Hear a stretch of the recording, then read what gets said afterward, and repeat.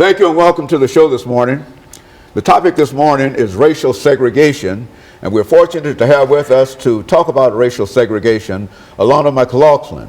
Alana will give us some information in reference to her background, education, and her experiences, and then we'll get into the topic of racial segregation. Alana, let's first of all have you to talk about some information in reference to you and your odyssey in reference to being on this television show. I think that this is several seasons for you, and you started out as an 8-year-old child, and now you old enough to come to me and say, let's talk about racial segregation. And I agreed with that primarily because you've done such an excellent job in terms of some of the other, quote, grown-up topics that we felt that you had to deal with, and the topics that you convinced me that you were capable of dealing with, and so I fell for that, and so I'm back again with you dealing with racial segregation. But before we get into racial segregation, Alana, let's talk about your background, your education, and some of your experiences, and then we'll start talking about the topic itself. Well, for our new viewers, my name is Alana McLaughlin, born August 27th, 2002. I went to pre-K at Napier Elementary and multiple schools after that, and I currently go to John Early Museum Magnet Middle School, where I'm in 6th grade. Now, I'm very involved in church and other activities. Actually, this upcoming summer of 2014, I'm going to be attending the Junior National Young Leaders Conference in Washington, D.C. And if you're not familiar with the conference, it is basically where children all around America come together for a 1 week in Washington, D.C., which is parents free, where you experience Washington as a living classroom instead of being just a tourist or a resident of Washington. And so I'm very excited for that. And I'm also heavily involved in my school, church, and any activity I can really get into. Like at school, I'm on our debate team, the student council, everything I can get into really. I was previously on our STEP team, and I hope to be a cheerleader next year when I get into 7th grade. And in church, I'm on a lot of committees, the United Methodist Women's Committee, the Acolyte Committee, the Usher Committee. I try to help it when I can, because I just feel like that's my duty on earth. Very good. And of course, London, you've been involved with a lot of things. But now let's look at the topic that you're dealing with today, racial segregation. Now, what would you say about that? How would you approach that topic? Racial segregation. When the average person would hear that, they would think, the 1900s, Martin Luther King marching, MLK, Malcolm X type thing. But then racial segregation was more than just, the Jim Crow era, or just African Americans and segregated buses or sit-ins or anything. But it was way more than that. It expanded from just African Americans, Europeans, Ukrainians, Germans, Italians, because almost every race has experienced racial segregation. Now, going as far back in African American culture, you would think slavery. African Americans were enslaved and made to work and beaten if they did something wrong, or just beaten for their slave owners' amusement. And so that's as far back as I can previously think of for African Americans. But then for Europeans and Ukrainians and Germans, the Holocaust, or in the 14th and 15th century, Europeans were segregated just like African Americans were in the 19th era. And so basically, racial segregation just expands from just African Americans to just a lot of other places, like mulattoes and Europeans and just all races, really, because at least almost all races have experienced some type of racial segregation. Very good. And so it's really general in terms of, and is that why you wanted to talk about racial separation and segregation, not only in the United States, but racial separation and segregation all over the world, because you believe it's general and it's a problem everywhere you find it? Because not a lot of people really know that. Like, so I could hear somebody say, oh, no, white people, they didn't experience racial segregation. It was only black people when Martin Luther King had a march for us, or the Rose Park situation. It was more than that. It was almost all races. And so, from that perspective, when we come back, I want you to sort of delve into what you consider to be some of the major elements and some of the major things that has to do with racial segregation and racial separation. I think you've already indicated in a real sense that it's general and all over the world and everywhere. And I think that I can say from some of the things that you've said on this program itself that you are now enlisting yourself into the war against racial separation and racial segregation. And of course, we're going to talk about that. And we'll be back with you following this very, very short commercial break.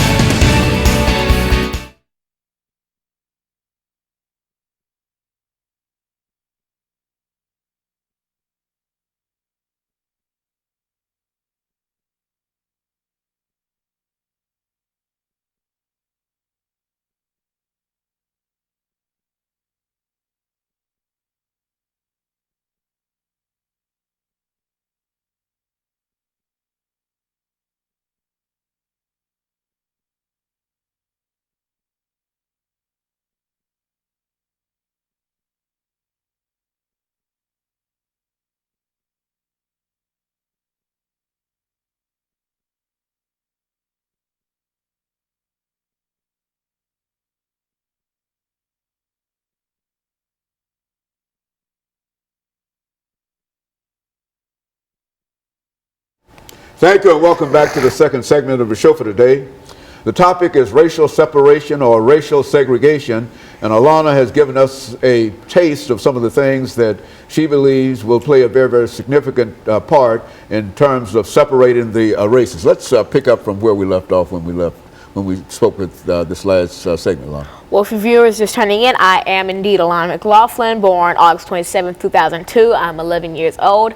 I'm in 6th grade at John Early Museum Magnet Middle School. And in the previous segment, we talked about my background in education. Then we sort of got into racial segregation.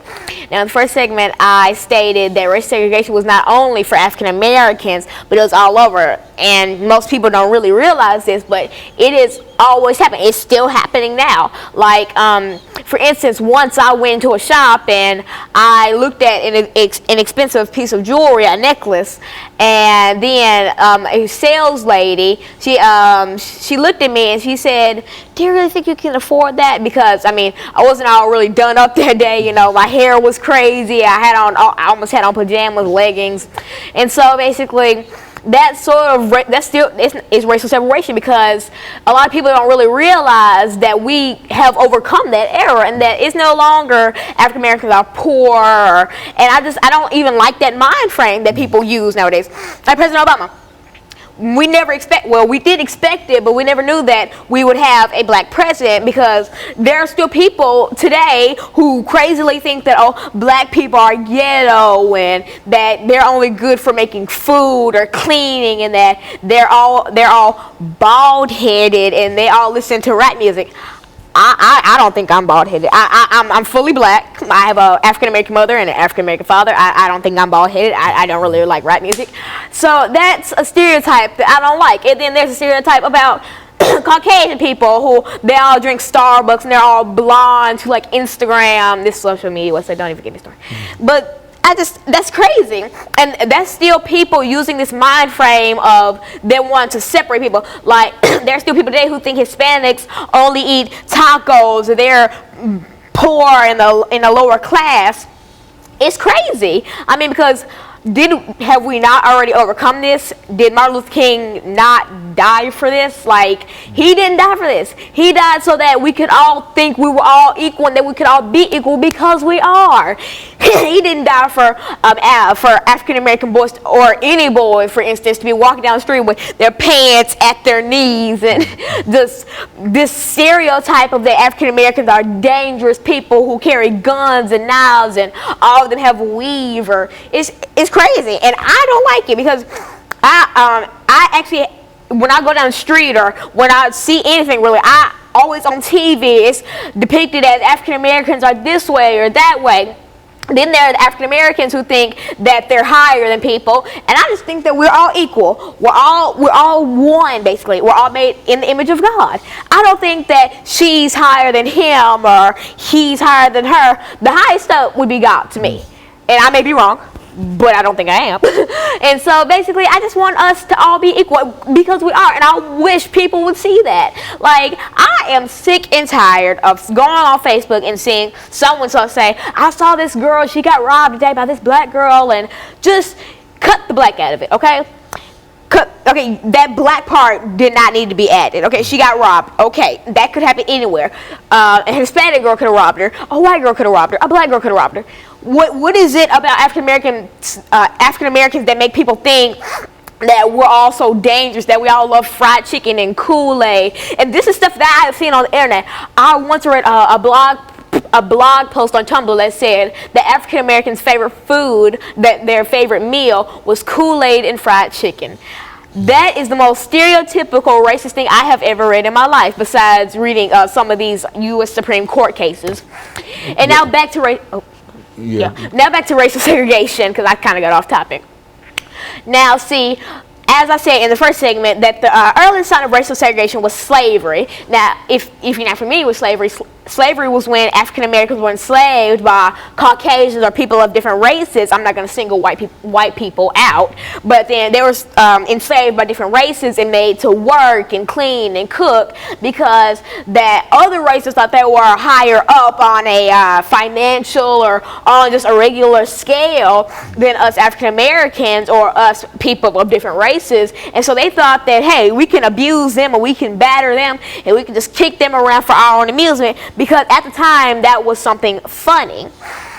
And now, see, when I look back at this, I still see people who think that we're in slavery days. I still see people in my own, not in my community, but like in my own little bubble of world, in the places I go, I still see people who think that black people aren't good for anything. And this is stuff that I see on social media, on Facebook, Vine and stuff. And then people want to make jokes out of it, and it's not funny. I mean, like, that would be like you going up to a Jewish person and drawing a swastika on your hand and saying, ha, ha, ha, ha, you're in the Holocaust. Like, that's not funny. You don't joke about that stuff, because that's just not funny, basically. And so I'm just trying to get the word out and just tell people that, hey, I mean, just let's move forward instead of going back into the past. I mean, yes, we have to learn about the past to make the future. Like, I wouldn't be preaching right now if I didn't know about Martin Luther King and his struggles and Malcolm X and all. But I still say, let's just not recreate the past, because not all of it was pretty beautiful. So how about we recreate a future where we all think we're equal and we love our neighbor, instead of, just hating people and thinking that we're better than people, because we're all equal. Nobody's better than anybody. We're equal. We're all people. We're all made with the same things. We almost all have hair and eyes. We're all humans. We all have souls, and we're people. We're just Homo sapiens. And so, Lana, in a real sense, all of this information that you have in reference to racial separation and segregation, I know has to have some kind of factual basis behind it, and I think you've talked about some of the factual basis of the beginning of racial separation and et cetera and et cetera. And so when we deal with this final segment, I want you to deal with some of the court cases and some of the things that made for racial separation. So in spite of everything that you've said, there was a system that separated people constitutionally, and that's what we want to try to deal with when we come back, because I think that you've got some information that can give some credit to those individuals who have fought against some of the things that you're trying to fight against now. We can certainly appreciate that, but when we come back, let's look at some of the factual information that you have dealing with racial separation and racial segregation, and then we'll be able to, from that point on, analyze where we are going from this particular point, because I think everything that you've said is exciting and et cetera, but it really does not lay the foundation as to how we move forward. That information that you have will deal with that. And we'll be back with our audience following this very, very short commercial break.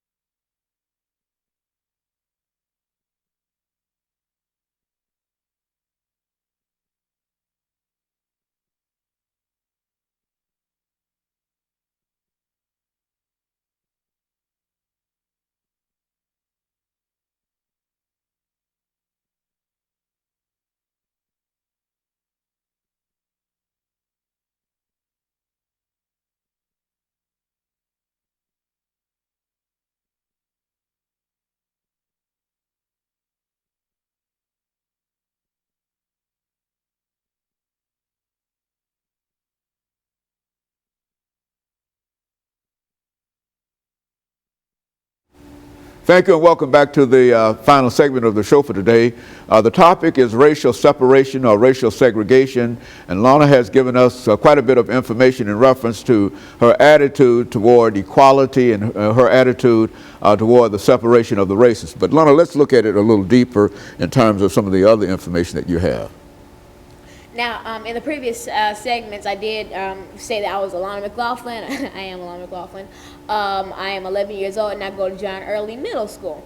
Now, then that was the first segment of background education. Now, in the second segment, I talked about how my views on racial segregation and racial separation, you know, the bus boycotts and Rosa Parks' situation, and Dr. King and how he marched for us and Malcolm X.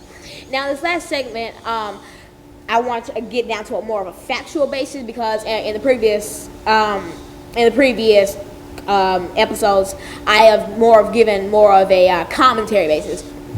Now, let's talk about board versus education. Now, I think that the majority of African Americans are familiar with this U.S. Supreme Court case. Now, but if you're not, I'll give you a little basis on it. The Brown versus the Board of Education was a case that basically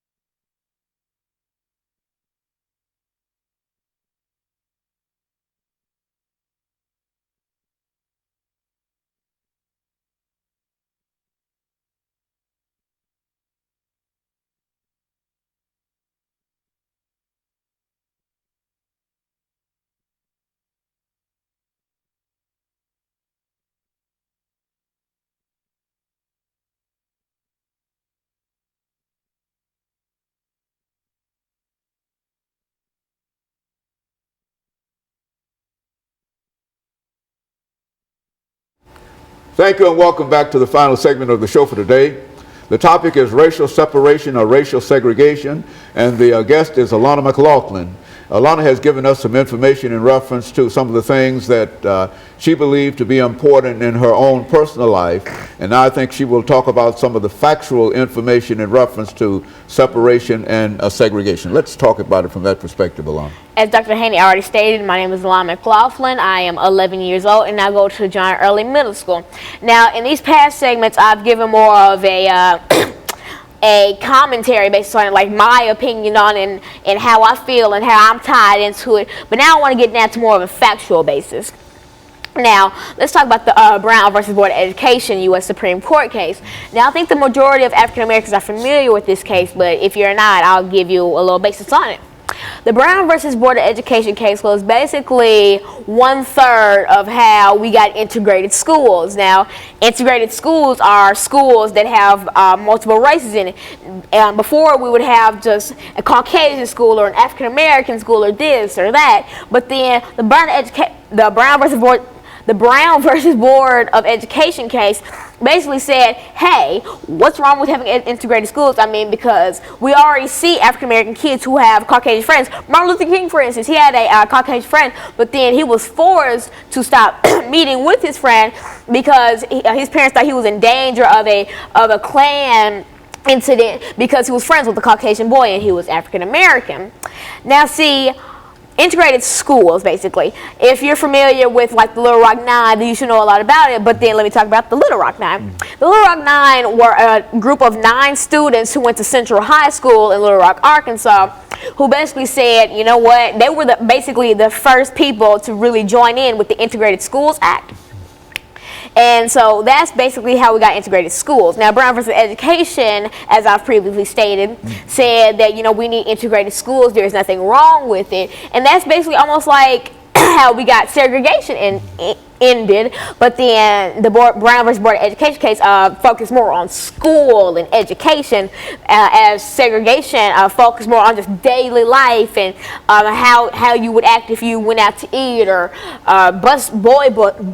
bus boycotts and things like that.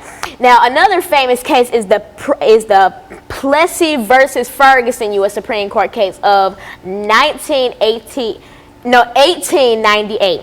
Now, on June 7, 1892, Homer A. Plessy was removed from the East Louisiana Railroad train and arrested by Detective C.C. Kane at the corner of Royal and Press Street for civil disobedience and violating the 1890 Louisiana Separate Car Act that separated railroad passengers by race. This soon inspired the Plessy versus Ferguson U.S. Supreme Court case, which stated that the state law which required East Louisiana railroads to segregate trains had denied him his rights under the 13th and 14th Amendments of the United States Constitution. Now, if you're not familiar with the Constitution, I suggest you look that up.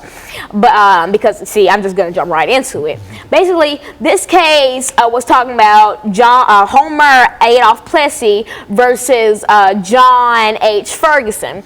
Now, Homer A. Plessy, as I previously stated, was taken off a East Louisiana railroad car and arrested for civil disobedience because he apparently violated the 1890 Louisiana Railroad Car Act. Now, see, basically, the people who sold him his ticket sold him the ticket for a whites-only car, knowing his race. So basically, they set him up to fall. So personally, I think that that he was not at fault for anything because he was not aware that he had a whites-only ticket until he got on the bus, and then Detective C.C. Kane came up and said, "You're under arrest for civil disobedience." Then he finally went, "Oh, they sold me a ticket for the whites-only car when I'm obviously African American."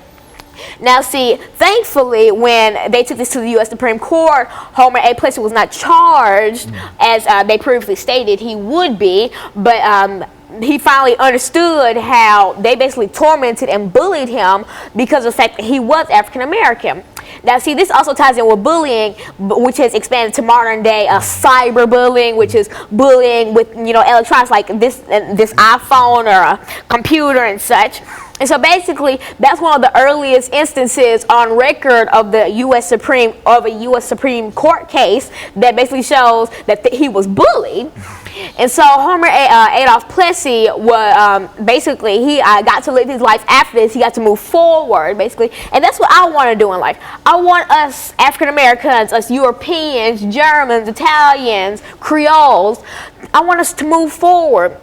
Because I know that there will always be a place, and we'll always have to look back and say, hey, we were in slavery and that we were in the Jim Crow era. But then I want us to move forward from that. I want us to make an era where we get to teach our children not to go around with their pants hanging at their knees or to do this to make a living. But I want us generation, because we're going to be the future leaders. My generation, we're going to be the people who kids have to look up and I look up to. And I don't want the future kids of the world to look up and say, hey, I want to be like this. I want to have a body full of tattoos. I want to curse out everybody in my path, and I want to dress like this, because I want a generation of classy, sophisticated people. And I'm not just saying that African Americans are saying that, oh, we should do this and do that. It's anybody. I want us to have a race of people who can be leaders, not people who other people look at and say, I don't even want my child around that. I don't want my child to be around to see this, because I want a generation where people can say, oh, I'm just so glad I raised my child like this. I don't want a generation of, look at that hooligan robbing a store. And I don't want a generation of stereotypes. Now, if you're not familiar with stereotypes, you probably already know one, like the black people only eat fried chicken and drink Kool-Aid stereotype. Those are types of stereotypes where people think that a race does this, but really we don't. I mean, not all African Americans like fried chicken or Kool-Aid. Not all African Americans dress like this or listen to that, because we're all unique. I mean, we're the same skin color, we're all Homo sapiens, but we have different personalities because we're all different. But then we're all the same from a big view of it, we're all the same, but then from a little view, if you look at every little aspect, we're all different. And so Lana, looking at the Brown versus the Board of Education and Plessy versus Ferguson, you were able to bring some foundation in reference to separation of the races and et cetera. But in spite of all of that, you still believe that that it is the destiny of mankind to come together, and everybody's supposed to be able to love one another and accept. Now, how does this leadership conference that you're getting ready to attend, how does that fit into your perceptions in terms of what Dr. Hand is referencing to is the Junior National Young Leaders Conference. And that is a conference that I was nominated to attend, and that I'm going to attend this June of 2014, this summer. Basically, the Junior National Young Leaders Conference is basically where just, academically achieving kids and smart kids and just kids who have